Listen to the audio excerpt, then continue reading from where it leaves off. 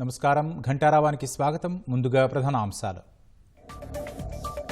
విశాఖలో డిజైన్ కేంద్రం ఏర్పాటు చేయండి. గూగుల్ క్లౌడ్ సీఈఓ థామస్ కొరియన్ను కోరిన సీఎం.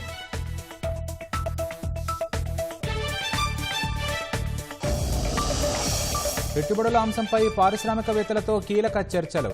చంద్రబాబుతో పాటు పాల్గొన్న తెలంగాణ, మహారాష్ట్ర సీఎంలు.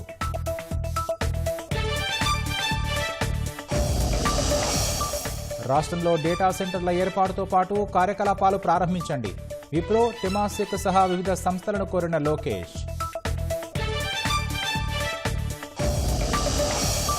రాజధాని నిర్మాణానికి 11,000 కోట్ల విడుదలకు హడ్కో నిర్ణయం. టిట్కో ఇళ్లకు 4,400 కోట్ల రుణం.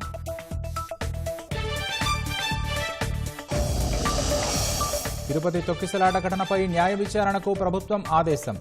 6 నెలల్లో నివేదిక ఇవ్వాలని నిర్దేశం.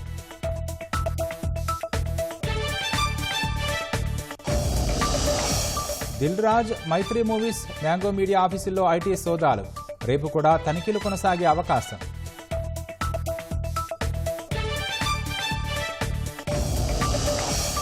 మహారాష్ట్రలో ప్రయాణికులపై నుంచి దూసుకెళ్లిన రైలు. 8 మంది దుర్మరణం, పలువురికి తీవ్ర గాయాలు.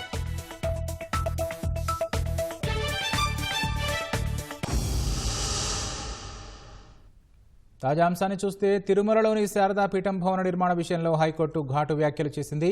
అనుమతులు లేకుండా చేపట్టిన నిర్మాణాలను ఉపేక్షించడానికి వీలులేదని, ఆ భవనం కూల్చివేతకు ఆదేశాలు ఇస్తామని స్పష్టం చేసింది. ఇక మరింత సమాచారం మా ప్రతినిధి జయప్రకాష్ నడి తెలుసుకుందాం.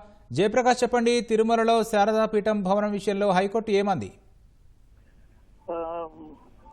రాకేష్, ఈరోజు హైకోర్టు ఏదైతే ప్రస్తుతం తిరుమలలో శారదాపీఠం సంబంధించినటువంటి భవనం నిర్మాణం చేపట్టదలిచారో దానికి సంబంధించి హైకోర్టు కొన్ని ఘాటు వ్యాఖ్యలు చేసింది. గతంలో విచారణ జరిగిన సమయంలో ప్రస్తుతం తాత్కాలికంగా నిర్మాణ పనులు నిలిపివేయాలని ఆదేశాలు ఇచ్చింది. అయితే మరోసారి ఈ రోజు అదే కేసు మరోసారి ఈ రోజు విచారణకు వచ్చింది. అందులో ప్రధానంగా చూసుకున్నట్లయితే అనుమతులు లేకుండా భవన నిర్మాణం చేపడుతున్నారని అక్కడ తిరుమల పరిరక్షణ సమితి ఓస్కార్ అనే వ్యక్తి పిటిషన్ దాఖలు చేశారు.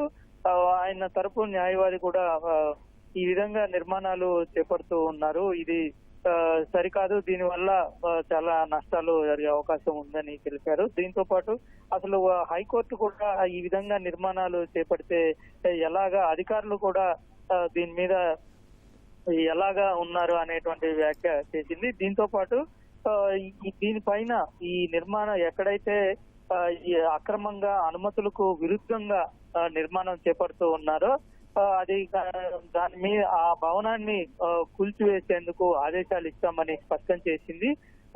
దీంతో పాటు ఇది ఈ విధంగా ఈ భవనాన్ని కూల్చివేసే ఆదేశాలు ఇస్తే ఇది ఒక ఉదాహరణగా మిగులుతుందని హైకోర్టు స్పష్టం చేసింది. మరొకవైపు పిటిషనర్ మరొకవైపు అటు శారదాపీఠం తరపు న్యాయవాది కౌంటర్ దాఖలు చేసేందుకు సమయం కోరగా తదుపరి విచారణను వాయిదా వేసింది. ఖచ్చితంగా దీని మీద ఈ అనుమతులు లేకుండా నిబంధనలకు విరుద్ధంగా అక్రమ నిర్మాణాలు చేపడితే చాలా నష్టం జరుగుతుంది అనేటువంటి విషయాన్ని చెప్పడానికి ఇది ఒక ఉదాహరణగా ఉండాలని హైకోర్టు భావించిందనేది మనకి ఈ వ్యాఖ్యల ద్వారా స్పష్టమవుతూ కనబడుతూ ఉంది. తదుపరి విచారణలో దీనిపైన ఉత్తర్వులు అంటే మధ్యంతర ఉత్తర్వులు అలాగా వచ్చే అవకాశాలు అయితే కనబడుతూ ఉన్నాయి. అయితే మరొక వైపు కౌంటర్ దాఖలు చేసేందుకు, వివరణ ఇచ్చేందుకు సమయం కావాలని అటు శారదాపీఠం తరఫున ఉన్నటువంటి న్యాయవాది కోరటంతో తదుపరి విచారణ వాయిదా వేసింది. రాకేష్, జయప్రకాష్, మనం విజువల్స్ లో చూస్తున్నాం, శారదాపీఠం భారీ ఎత్తున నిర్మాణం చేపట్టినట్టు తెలుస్తోంది. అనుమతి లేకుండా ఇంత పెద్ద భవనాన్ని ఎలా నిర్మించారు? ఇప్పుడు హైకోర్టు కూడా వేసిన ప్రశ్నలలో ఒకటి, ఇంత భారీ స్థాయిలో ఈ విధంగా నిర్మించితే అక్కడ ఉన్నటువంటి అధికారులు గాని తిరుమలలో ఖచ్చితంగా ఏ నిర్మాణం చేపట్టాలన్నా సరే అటు అధికారుల మున్సిపల్ అధికారుల అనుమతితో పాటుగా అక్కడ ఉన్న టీటీడీ సంబంధించిన అనుమతులు కూడా కొంత అవసరం అవుతూ ఉంటాయి. అయితే అసలు ఇంత భారీ స్థాయిలో కడుతూ ఉంటే ఏ విధమైనటువంటి అనుమతులు ఇచ్చారు? తిరుమల కొండపైన అందరికీ తెలిసిన విషయమే. ఎంత ఎత్తులో కొట్టాలి, ఎన్ని అంతస్తులు కట్టాలి, ఏ విధంగా కట్టాలి అని ఒక నిర్దిష్టమైనటువంటి నిబంధనలు తిరుమలలో ఉంటాయి. అటువంటి కొండపైన ఇంత భారీ స్థాయిలో కట్టడము, అది కూడా అనుమతులు ఒకలా ఉంటే మరొకలాగా నిర్మాణం చేపట్టడం అనేటువంటిది దీన్ని ఉపేక్షించడానికి వీల్లేదని హైకోర్టు ఘాటు వ్యాఖ్యలు చేసింది. ఈ నేపథ్యంలోనే ఈ అక్రమ నిర్మాణాన్ని కూల్చివేయాల్సిన అవసరం ఉంది అనేటువంటి ఒక అభిప్రాయానికి, స్పష్టమైనటువంటి ఒక అభిప్రాయానికి వచ్చినట్టు మనకి తెలుస్తూ ఉంది. అయితే ఇందులో అసలు ఎవరెవరు భాగస్వాములుగా ఉన్నారు అంటే దీనికి ఎవరు సహకరించారు, ఈ నిర్మాణానికి అధికారుల నుంచి ఏ రకంగా తప్పు ఉంది అనేటువంటిది కూడా కొంత పరిశీలించే అవకాశం అయితే కనబడుతూ ఉంది. ఉత్తర్వుల్లో ఏం పేర్కొంటారు అనేటువంటిది మనం వేచి చూడాల్సిన అవసరం అయితే ఉంది. రాకేష్, ధన్యవాదాలు జయప్రకాష్. ప్రపంచ ఆర్థిక సదస్సు కోసం దావోస్ వెళ్లిన ముఖ్యమంత్రి చంద్రబాబు మూడో రోజు పెట్టుబడుల వేట కొనసాగించారు. గ్లోబల్ కార్పొరేట్ కంపెనీల ప్రతినిధులతో సమావేశమై ఏపీలోని అవకాశాలను వివరించారు. గూగుల్ క్లౌడ్, పెప్సీకో, పెట్రోనాస్ సంస్థ ప్రతినిధులతో ఏపీలో పెట్టుబడులు పెట్టాలని కోరారు. ముఖ్యమంత్రి చంద్రబాబు దావోస్ పర్యటనలో భాగంగా మూడో రోజు ప్రముఖ సంస్థల ప్రతినిధులతో సమావేశమయ్యారు. గూగుల్ క్లౌడ్ సీఈఓ థామస్ కురియన్ను కలిసిన సీఎం విశాఖలో డిజైన్ కేంద్రం ఏర్పాటు చేసేందుకున్న అవకాశాలను పరిశీలించాలని కోరారు. Google cloud server supply chain అనుసంధానించేలా తయారీ యూనిట్ ని ఏపీలో నెలకొల్పాలని సూచించారు. సర్వర్ నిర్వహణ సేవల విషయంలో ఏపీని ప్రధాన కేంద్రంగా చేసుకోవాలని, దానికి పూర్తి సహకారం అందిస్తామని తెలిపారు. క్లౌడ్ ప్రొవైడర్లలో ప్రపంచంలో మూడో అతిపెద్ద సంస్థ అయిన గూగుల్ క్లౌడ్ ఇప్పటికే ఢిల్లీ, ముంబైలో 2 క్లౌడ్ రీజియన్లు ఏర్పాటు చేసింది. విశాఖలో డేటా సెంటర్ ఏర్పాటు చేసేందుకు రాష్ట్ర ప్రభుత్వంతో ఇటీవల ఎంఓయూ కుదుర్చుకుంది. ఏఐ వినియోగాన్ని అభివృద్ధి చేయడానికి, రాష్ట్రంలోని యువతకు నైపుణ్యాభివృద్ధి అవకాశాలను పెంపొందించేందుకు ఏపీతో ఒప్పందం చేసుకుంది. Petronas president, group chief executive officer Mohammed Taufiq తో సీఎం భేటీ అయ్యారు. మలేషియాకు చెందిన oil and natural gas company Petronas ప్రస్తుతం green hydrogen, green ammonia, green molecules కు సంబంధించి భారత్లో పెట్టుబడులు పెట్టేందుకు ప్రయత్నిస్తోంది. 2030 కల్లా ఏడాదికి 5 మిలియన్ టన్నుల గ్రీన్ అమ్మోనియా ఉత్పత్తి చేయాలని లక్ష్యంగా పెట్టుకుంది. దీనికి సంబంధించి కాకినాడ జిల్లాలో 13,000 కోట్ల నుంచి 15,000 కోట్ల పెట్టుబడి పెట్టనుంది. పెట్రో కెమికల్ హబ్ గా అవతరిస్తున్న మూలపేటలో గ్లోబల్ కేపబిలిటీ సెంటర్లోనూ పెట్టుబడులు పెట్టాలని మహమ్మద్ తౌఫిక్ ని సీఎం ఆహ్వానించారు. PepsiCo international beverages CEO Eugene Willemsen, PepsiCo foundation chairman Stephen కెహోతో సీఎం చర్చలు జరిపారు. ఇప్పటికే ఏపీలోని శ్రీ సిటీలో బాటిలింగ్ ప్లాంట్ నిర్వహిస్తున్న పెప్సికో బెవరేజెస్ విశాఖను గ్లోబల్ డెలివరీ సెంటర్ గా చేసుకుని డిజిటల్ హబ్ ని ఏర్పాటు చేయొచ్చని సీఎం సూచించారు. గ్లోబల్ బిజినెస్ సర్వీస్ సెంటర్ ని విశాఖకు విస్తరించాల్సిందిగా కోరారు. కుర్కురే తయారీ యూనిట్ ఏర్పాటుతో పాటు పెప్సికో తమ సప్లై చైన్ ద్వారా రైతులకు ప్రయోజనం చేకూర్చేలా ఏపీసీఎన్ఎఫ్ తో భాగస్వామ్యం కావాలని సూచించారు. బహ్రెయిన్ ప్రధాని కార్యాలయం ప్రతినిధి Hamad Al Mahmeed, Mumtalakat CEO Abdulla bin Khalifa Al ఖలీఫాతోనూ సీఎం భేటీ అయ్యారు. పారిశ్రామిక అభివృద్ధికి రాష్ట్ర ప్రభుత్వం తీసుకువచ్చిన నూతన పాలసీలను వివరించిన Chandrababu speed of doing business కోసం ఏపీకి రావాలని ఆహ్వానించారు. పెట్టుబడులు ఒడిసిపట్టేందుకు దావోస్ పర్యటనకు వెళ్లిన 2 తెలుగు రాష్ట్రాల సీఎంలు అక్కడే రెండోసారి కలుసుకున్నారు. వారితో పాటు మహారాష్ట్ర సీఎం దేవేంద్ర ఫడ్నవీస్ కూడా ఉన్నారు. దావోస్లో కంట్రీ స్ట్రాటజిక్ డైలాగ్ సమావేశం జరిగింది. ఈ భేటీలో ఏపీ ముఖ్యమంత్రి చంద్రబాబు, తెలంగాణ సీఎం రేవంత్, మహారాష్ట్ర సీఎం దేవేంద్ర ఫడ్నవీస్ పాల్గొన్నారు. పెట్టుబడుల అంశంపై ముగ్గురు సీఎంలు పారిశ్రామికవేత్తలతో చర్చించారు. ఏపీలో ఇండస్ట్రియల్ పార్కులు, డేటా సెంటర్లలో పెట్టుబడులు పెట్టాలని మంత్రి నారా లోకేష్ డెమాసిక్ హోల్డింగ్స్ భారత స్ట్రాటజిక్ ఇనిషియేటివ్ హెడ్ రవి లాంబాను ఆహ్వానించారు. వైజాగ్, తిరుమలలో కమర్షియల్ స్పేస్ ఏర్పాటు చేయడంతో పాటు పారిశ్రామిక క్లస్టర్లలో ఆర్ఏఐటీ మోడల్లో మౌలిక సదుపాయాలను అభివృద్ధి చేయాలని విజ్ఞప్తి చేశారు. రాష్ట్రాన్ని గ్లోబల్ టాలెంట్ హబ్గా మార్చాలన్న లక్ష్యంతో పనిచేస్తున్నట్లు మంత్రి నారా లోకేష్ తెలిపారు. దావోస్ పర్యటనలో ఉన్న ఐటీ శాఖ మంత్రి లోకేష్ వివిధ కంపెనీల సీఈఓలతో వరుస భేటీలు నిర్వహిస్తున్నారు. తాజాగా డెమాసిక్ హోల్డింగ్స్ భారత స్ట్రాటజిక్ ఇనిషియేటివ్ హెడ్ రవి లాంబాతో ఆయన సమావేశమయ్యారు. ఏపీలో డెమాసిక్ గ్రూపు అనుబంధ సంస్థ క్యాపిటా ల్యాండ్ ద్వారా ఇండస్ట్రియల్ పార్కులు, డేటా సెంటర్లలో పెట్టుబడులు పెట్టాలని మంత్రి నారా లోకేష్ ఆహ్వానించారు. వైజాగ్, తిరుపతిలో కమర్షియల్ స్పేస్ ఏర్పాటు చేయడంతో పాటు పారిశ్రామిక క్లస్టర్లలో ఆర్ఈఐటీ మోడల్లో మౌలిక సదుపాయాలను అభివృద్ధి చేయాలని విజ్ఞప్తి చేశారు. అనుబంధ సంస్థ సెంబకార్ప్తో కలిసి రెన్యూవబుల్ ఎనర్జీ, గ్రీన్ హైడ్రోజన్ రంగాల్లో పెట్టుబడులు పెట్టాలని కోరారు. పవర్ ట్రాన్స్ మిషన్ను బలోపేతం చేయడం, గ్రిడ్ స్థిరత్వాన్ని మెరుగుపరచడం, బ్యాకప్ కోసం సెంబకార్ప్ ఇండియా ద్వారా పెట్టుబడులు పెట్టాలని మంత్రి లోకేష్ కోరారు. 2028 నాటికి క్యాపిటా ల్యాండ్ ద్వారా భారత రియల్ ఎస్టేట్ రంగంలో పెట్టుబడులను రెట్టింపు చేయాలని అనుకుంటున్నట్లు టెమాసిక్ హోల్డింగ్స్ భారత strategic initiative head Ravi Lamba వెల్లడించారు. ఏపీ ప్రభుత్వ ప్రతిపాదనలపై సహచర ఎగ్జిక్యూటివ్లతో చర్చించి నిర్ణయం తీసుకుంటామన్నారు. దావోస్ కాంగ్రెస్ సెంటర్లో ఉన్న సమావేశాలకు హాజరయ్యేందుకు వెళుతుండగా ట్రాఫిక్ జామ్ అయింది. దీంతో సమయానికి చేరుకోవడానికి మంత్రి లోకేష్ కాలినడకనే వెళ్లి సమావేశాలకు హాజరయ్యారు.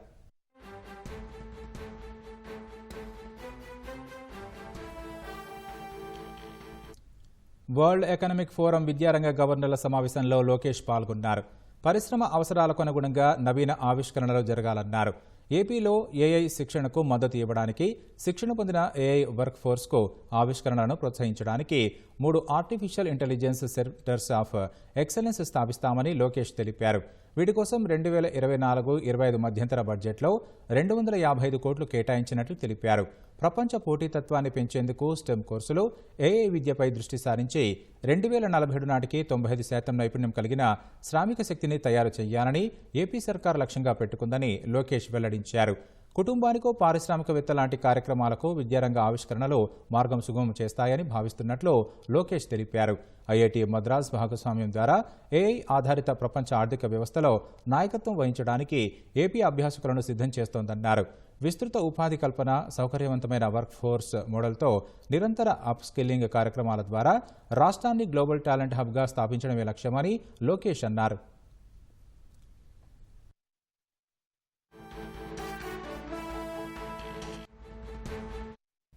ఏపీలో ఐటీ కార్యకలాపాలు ప్రారంభించాలని విప్రో ఎగ్జిక్యూటివ్ చైర్మన్ రిషద్ ప్రేమ్జీని మంత్రి నారా లోకేష్ కోరారు. విప్రో అవసరాలు, ప్రాంతీయ విస్తరణ ప్రణాళికలకు అనుగుణంగా ఐటీ రంగంలో విశాఖ, విజయవాడ, తిరుపతిలో కార్యకలాపాలు ప్రారంభించాలన్నారు. ఏఐ, క్వాంటమ్ కంప్యూటింగ్, పునరుత్పాదక శక్తిలో అత్యంత నైపుణ్యం కలిగిన ఐటీ వర్క్ ఫోర్స్ను అభివృద్ధి చేయడానికి నైపుణ్య కార్యక్రమాలపై విప్రోతో సహకరించాలన్నారు. వైజాగ్, విజయవాడలో గ్లోబల్ డెలివరీ కేంద్రాలు, R&D హబ్ల ఏర్పాటును అన్వేషించాలని విజ్ఞప్తి చేశారు. ఏపీలో ఐటీ సంస్థలకు పూర్తి అనుకూలమైన పర్యావరణ వ్యవస్థ అందుబాటులో ఉందని మంత్రి నారా లోకేష్ తెలిపారు. Emerging technologies, block chain, AI, quantum computing రంగాల్లో విప్రో పెట్టుబడులు పెడుతోందని విప్రో ఎగ్జిక్యూటివ్ చైర్మన్ రిషద్ ప్రేమ్జీ తెలిపారు.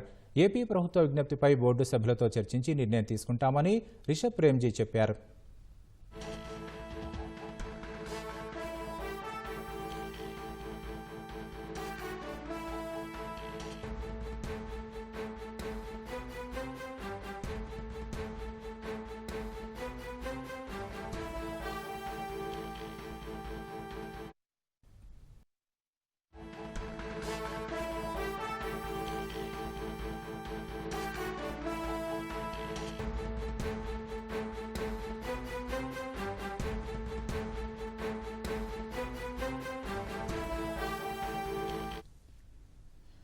తాజా అంశాన్ని చూస్తున్నాం. హైదరాబాద్లోని దిల్ రాజు మైత్రి మూవీస్ మ్యాంగో మీడియా ఆఫీసుల్లో రెండో రోజు ఐటీ సోదాలు కొనసాగుతున్నాయి. నిన్న తెల్లవారుజాము నుంచే సోదాలు కొనసాగుతున్నాయి. రేపు కూడా సోదాలు కొనసాగే అవకాశం కనిపిస్తోంది.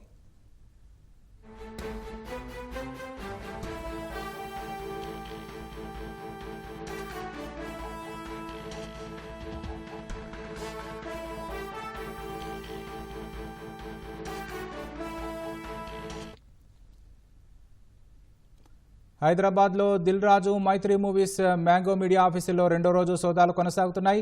ఇక మరింత సమాచారం మా ప్రతినిధి నాగార్జున ప్రత్యక్ష ప్రసారం ద్వారా అందిస్తారు.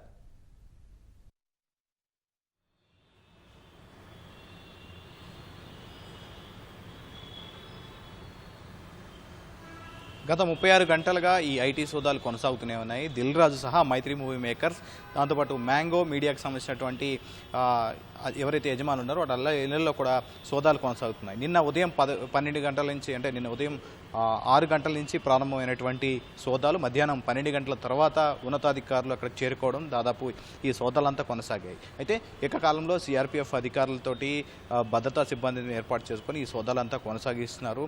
సో ఈ సోదాలకు సంబంధించినటువంటి పలు కీలకమైనటువంటి కొన్ని డాక్యుమెంట్లు కూడా పరిశీలిస్తున్నారు. అయితే ఇప్పుడు వీళ్ళు పన్ను ఎగవేతలకు సంబంధించినటువంటి అంశం మీద ప్రధానంగా ఐటీ శాఖ అధికారులు దాడులు నిర్వహిస్తున్నారు. ఈ సోదాల్లో ఇప్పటివరకు కొంత డాక్యుమెంట్లను కూడా స్వాధీనం చేసుకున్నట్లుగా తెలుస్తుంది.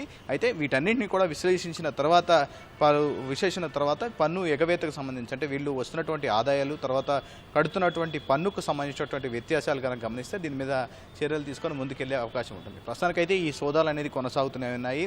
అయితే ఇప్పుడు మైత్రి మూవీ మేకర్స్కి సంబంధించినటువంటి మొత్తం ఏర్నేని నవీన్ సహా రవి, ఇతర వ్యక్తులు మొత్తం 8 మంది ఇందులో భాగస్వాములు ఉన్నారు. కాబట్టి వాళ్ళందరి ఇళ్లలో కూడా సోదాలు చేస్తున్నారు. దాంతోపాటు దిల్ రాజు నివాసం, ఆయన యువి క్రియేషన్స్ బ్యానర్కి సంబంధించినటువంటి కార్యాలయం, ఇతర వాళ్ళ బంధువుల ఇళ్లలో కూడా సోదాలు కొనసాగుతున్నాయి.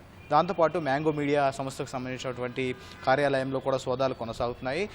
ముఖ్యంగా ఈ పన్ను ఎగవేతలకు సంబంధించినటువంటి ప్రధాన అంశంగా సోదాలు అనేది కొనసాగుతున్నాయి. ఈ రోజు రాత్రి లేదా రేపటి వరకు కూడా ఈ సోదాలు కొనసాగే అవకాశం ఉందని తెలుస్తుంది. ఈ సోదాల తర్వాత మనకి ఒక ప్రెస్ నోట్ విడుదల చేయనున్నారు. మొత్తం 36 గంటల నుంచి ఈ సోదాలు కొనసాగుతున్న వేళ కొద్దిసేపటి క్రితం, అంటే ఇందాక సాయంత్రం దిల్ రాజు బయటకు వచ్చి కేవలం నా ఒక్కడి మీద జరగట్లేదు, మొత్తం ఇండస్ట్రీ మొత్తం మీద ఐటీ సోదాలు జరుగుతున్నాయని బయటకు వచ్చి మీడియాతో పైనుంచి బాల్కనీ నుంచి మాట్లాడడం జరిగింది. దీన్ని బట్టి చూస్తే దాదాపు మిగతా చాలామంది ఇళ్లలో కూడా సోదాలు అవుతున్నట్టుగా తెలుస్తుంది. కానీ ఇప్పటి వరకు అయితే పుష్ప దర్శకత్వం వహించినటువంటి సుకుమార్ ఇంట్లో కూడా సోదాలు అవుతున్నాయని ప్రచారం జరిగింది. కానీ దీని మీద అధికారులు ఎవరు కూడా క్లారిటీ ఇవ్వలేదు. సో ఈ సోదాలు ఇంకా కొనసాగే అవకాశం మనకు కనిపిస్తుంది. వీటన్నిటిని కూడా కొన్ని డాక్యుమెంట్లను కూడా కొన్ని స్వాధీనం చేసుకున్నట్లుగా మనకి సమాచారం. సో ఈ డాక్యుమెంట్లన్నింటినీ కూడా ఐటీ శాఖ అధికారులు పరిశీలించి వీటన్నిటిని కూడా విశ్లేషించి ముందుకు వెళ్ళనున్నారు. ఈ రోజు లేదా రేపటి వరకు కూడా ఈ సోదాలు కొనసాగే అవకాశం ఉంది. దిల్ రాజుకు సంబంధించినటువంటి ముఖ్యంగా ఈ సంక్రాంతికి సంబంధించినటువంటి సంక్రాంతికి వస్తున్న సినిమా గేమ్ చేంజర్ సహా భారీ బడ్జెట్ సినిమాలు యువి క్రియేషన్స్ మీద నిర్మించారు. దీనికి వచ్చినటువంటి ఆదాయం కావచ్చు, తర్వాత పెట్టినటువంటి పెట్టుబడులకు సంబంధించి వచ్చినటువంటి ఆదాయం, గవర్నమెంట్కి చెల్లించినటువంటి ట్యాక్స్కి సంబంధించినటువంటి అంశాల మీద ఆరా తీస్తున్నారు. మరోవైపు పుష్ప కూడా భారీ కలెక్షన్లు రాబట్టింది. సో వీటన్నిటి మీద కూడా దర్యాప్తు కొనసాగుతుంది. వీళ్ళు బ్యాంకు లాకర్లు పరిశీలిస్తున్నారు, వాళ్ళ లెడ్జర్కి సంబంధించినటువంటి వివరాలు సేకరిస్తున్నారు. బ్యాంకు లాకర్లు తెరిపించి మరి దీనికి సంబంధించినటువంటి ఎంత ఆదాయం ఉంది, వీళ్ళకి సంబంధించినటువంటి పన్నులు ఏ విధంగా కడుతున్నారు, బ్యాంకు లాకర్లకు సంబంధించినటువంటి వివరాలు ఏ విధంగా, వీటన్నింటినీ కూడా నమోదు చేస్తారు. వీటన్నిటి కూడా విశ్లేషించిన తర్వాత ఐటీ అధికారులు ముందుకు వెళ్లే అవకాశం ఉంది. మరోవైపు ఈ సోదాలు కూడా రేపటి వరకు కొనసాగుతాయని అధికారుల నుంచి కొంత సమాచారం ఉంది. రేపు మధ్యాహ్నం లేదా సాయంత్రం ఈ సోదాలు ముగిసే అవకాశం ఉందని మనకి సమాచారం. ఈ సోదాలు ముగిసిన తర్వాత దీని మీద ఒక ప్రెస్ నోట్ కూడా విడుదల చేసి స్వాధీనం చేసుకున్నారా లేదా అనే అంశం మీద ఒక క్లారిటీ వచ్చే అవకాశం మనకు కనిపిస్తుంది. ఓటు అమరావతి నిర్మాణ పనులు పునః ప్రారంభించేందుకు ప్రభుత్వం టెండర్లు పిలిచిన వేళ నిధులు అందుబాటులోకి వస్తున్నాయి. రాజధాని నిర్మాణానికి కేంద్ర ప్రభుత్వ రంగ సంస్థ హడ్కో బోర్డు 11,000 కోట్ల నిధులు విడుదలకు ఆమోదం తెలిపింది. రాష్ట్రంలో టిడ్కో ఇళ్ల నిర్మాణానికి మరో 4,400 కోట్ల రుణం ఇచ్చేందుకు హడ్కో బోర్డు నిర్ణయం తీసుకుంది. అమరావతి కోసం నిధుల వేట సాగిస్తోన్న ప్రభుత్వ ప్రయత్నాలు ఫలిస్తున్నాయి. రాజధాని నిర్మాణానికి 11,000 కోట్ల విడుదలకు హడ్కో నిర్ణయం తీసుకుందని మున్సిపల్ శాఖ మంత్రి నారాయణ వెల్లడించారు. ముంబైలో జరిగిన హడ్కో బోర్డు సమావేశంలో నిధుల విడుదలకు అనుమతి లభించిందన్నారు. హడ్కో నిర్ణయంతో రాజధాని పనులు వేగవంతమవుతాయన్నారు. రాజధాని నిర్మాణంతో ప్రభుత్వ భవనాల కాంప్లెక్స్, రైతులకిచ్చిన రిటర్నబుల్ ప్లాట్లలో మౌలిక వసతుల అభివృద్ధి, ట్రంక్ ఇన్ఫ్రాస్ట్రక్చర్ వంటి మిగిలిన పనుల పూర్తికి 50,000 కోట్లు అవసరమవుతాయని అధికారులు అంచనా వేశారు. వాటిలో మొదటి విడత పనుల పూర్తికి 26,000 కోట్లు ఖర్చవుతుందని ప్రాథమిక నిర్ధారణకొచ్చారు. ఈ నిధుల సమీకరణ కోసం కూటమి ప్రభుత్వం అధికారంలోకి రాగానే దృష్టి సారించింది. ఇప్పటికే ప్రపంచ బ్యాంకు, ఆసియా డెవలప్మెంట్ బ్యాంకు కలిసి 15,000 కోట్లిచ్చేందుకు అంగీకారం తెలిపాయి. ఇక మిగిలిన 11,000 కోట్ల నిధుల మంజూరుకు హడ్కో ఓకే చెప్పింది. రాజధానిలో ప్రపంచ బ్యాంకు ఏడీబీ రుణంతో చేపట్టబోయే అనేక అభివృద్ధి పనులకు అమరావతి డెవలప్మెంట్ కార్పొరేషన్ ఇప్పటికే టెండర్లు ఆహ్వానించింది. గత టీడీపీ ప్రభుత్వ హయాంలో ప్రారంభించి ఆ తర్వాత జగన్ ప్రభుత్వ నిర్లక్ష్యంతో నిలిచిన పనులను పూర్తి చేసేందుకు బిడ్లు ఆహ్వానించింది. అందులో 2791.31 కోట్ల విలువైన 8 పనులున్నాయి. బిడ్ల దాఖలకు ఈ నెల 31న సాయంత్రం 4 గంటల వరకు అధికారులు గడువు నిర్దేశించారు. వాటిలో 2 పాలవాగు, గ్రావిటీ కాలువల పనులు కాగా మిగిలిన 6 రాజధానిలోని వివిధ ప్రాంతాల్లోని రోడ్లకు సంబంధించినవి. అనంతవరం నుంచి ఉండవల్లి వరకు కొండవీటి వాగును, దొండపాడు నుంచి కృష్ణాయపాలెం వరకు పాలవాగును వెడల్పు లోతు చేయనున్నారు. శాఖమూరులో 462.26 కోట్లతో 0.03 టీఎంసీ సామర్థ్యంతో రిజర్వాయర్ నిర్మాణం చేపట్టనున్నారు. 303.73 కోట్లతో 7.83 కిలోమీటర్ల నిడివిగల కాలువ నిర్మాణం, 0.1 టీఎంసీ సామర్థ్యంతో కృష్ణాయపాలెం రిజర్వాయర్ పనులు చేయనున్నారు. వీటితో పాటు 372.23 కోట్లతో E8 రోడ్డు, 419.96 కోట్లతో E9, 241.67 కోట్లతో E14, 443.84 కోట్లతో N12, 183.21 కోట్లతో N6, 364.41 కోట్లతో ఈ 3 రోడ్లను నిర్మిస్తారు. వీటి వెంట వాననీటి మళ్లింపు కాలువలు, తాగునీటి పైప్లైన్లు, డ్రైనేజీలు, పచ్చదనం అభివృద్ధి చేయనున్నారు. వీటితో పాటు పాదచారుల సైకిల్ ట్రాక్స్, విద్యుత్, కమ్యూనికేషన్ తీగలను అమర్చేందుకు డక్టుల నిర్మాణం చేపట్టనున్నారు. తాజాగా మంజూరైన హడ్కో రుణంతో అమరావతి నిర్మాణ పనుల్ని పరుగులు పెట్టించవచ్చని కూటమి సర్కారు భావిస్తోంది. రాష్ట్రంలో ఇప్పటికే బ్యాంకు రుణాలు తీసుకుని నిరర్ధక ఆస్తులుగా మిగిలిపోయిన టిడ్కో గృహాలను పూర్తి చేసేందుకు 102 కోట్ల రూపాయలు చెల్లించేందుకు సీఎం చంద్రబాబు ఇంతకు ముందే ఆమోదం తెలిపారు. 2014-19 మధ్య కేంద్ర ప్రభుత్వం 7,0481 టిడ్కో ఇళ్లను మంజూరు చేసింది. వాటిలో 5 లక్షల గృహాలకు పరిపాలనాపరమైన అనుమతులను కూడా మంజూరు చేసింది. వాటిలో 4,54,706 గృహాలను గ్రౌండ్ చేశారు. 2019 నాటికి 3,13,832 గృహ నిర్మాణాలు ప్రారంభించారు. ప్రతి యూనిట్ నిర్మాణానికి కేంద్ర రాష్ట్ర ప్రభుత్వాలు కలిసి మొత్తం 3.90 లక్షలిచ్చేందుకు నిర్ణయించగా అందులో 1.9 లక్షలు కేంద్ర ప్రభుత్వం, మిగిలిన సొమ్మును రాష్ట్ర ప్రభుత్వం ఇచ్చేలా నిర్ణయించారు. లబ్ధిదారుని వాటాగా చెల్లించాల్సిన సొమ్మును బ్యాంకు రుణంగా ఇప్పించేందుకు చర్యలు చేపట్టారు. వైసీపీ ప్రభుత్వ హయాంలో ఈ మొత్తం వ్యవహారం గందరగోళంలో పడింది. లబ్ధిదారులకు మంజూరు చేసిన గృహాలపై గత ప్రభుత్వం బ్యాంకు రుణాలు తీసుకుని ఆ సొమ్మును కూడా దారి మళ్లించిన ఘటనలు వెలుగు చూశాయి. ఫలితంగా ఆయా గృహాలు నాన్ పెర్ఫార్మింగ్ అసెట్లుగా మిగిలిపోయాయి. ఈ సమస్య నుంచి బయటపడాలంటే 102 కోట్లు చెల్లించాల్సి ఉండగా ఆ మొత్తాన్ని చెల్లించేందుకు సీఎం ఇటీవల ఆమోదం తెలిపారు. వీటిలో దాదాపు 1.18 లక్షల గృహ నిర్మాణాలను వచ్చే ఏడాది జూన్ 12 కల్లా పూర్తి చేసి ప్రారంభించేందుకు చర్యలు చేపట్టాలని దిశానిర్దేశం చేశారు. టిడ్కో ఇళ్ల నిర్మాణానికి 4,400 కోట్ల రూపాయల రుణం ఇవ్వాలని హడ్కో బోర్డు నిర్ణయంతో ఇక అనుకున్న లక్ష్యానికి తగ్గట్టుగా ఇళ్ల నిర్మాణం వేగం పుంజుకోనుంది.